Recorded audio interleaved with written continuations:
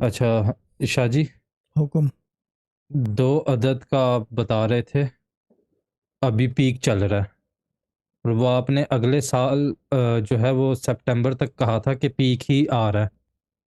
लेकिन पीक में ये है कि अप एंड डाउन भी वेव्स भी आती हैं या ये थ्रू आउट पीक ही चलेगा इसका?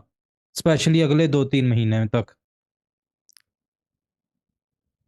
जब उरूज का टाइम हो ना, जी, तो उसके अंदर ये भी है कि बीमारी भी आती है, सब कुछ आता है। उरूज के टाइम में सब कुछ आएगा, सब कुछ नॉर्मल, यानी कि लाइफ चलेगी, सुबह उठोगे, नाश्ता करोगे, एवरीथिंग। हुँ, बस ये कि काम में हाथ डालने से जो जी, बेनिफिशियल रहेगा या नहीं भी होगा वो भी हो जाता है। मसला ये है, गलत सही सही, सही गलत कोई चीज़ नहीं होती। यानी कि वो मौलाना रूम वाली बात, पीर रूम फरमाते हैं कि आरिफ के हाथ में खाक आ जाए तो सोना बनता चला जाता है। और उसके अंदर बीमारी भी आती है, बाकी सब हुँ, चीज़ें भी, क्योंकि इंटरेक्टिव आपके घर में, आपके जानने वालों में, इधर उधर सब अलग अलग आदत के लोग होते हैं।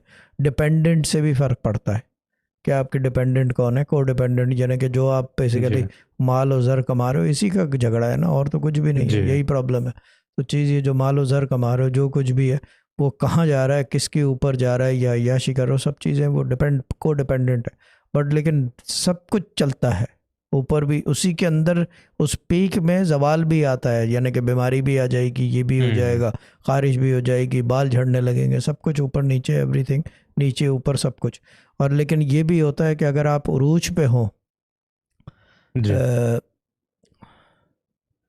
ये हमारे अब्बा की टेक्निक थी, मसरूर भाई को पता है, कि अगर कोई उरूज पे है तो उसको साथ ले जाओ किसी काम पे, काम हो जाएगा उसकी वजह सही, से। यानी कि आपका उरूज अगर है ना, जी, तो आपको मैं लटका लूँ अपने साथ, साथ लेके चलूँ, तो मेरे भी काम बनने हुँ, लगेंगे।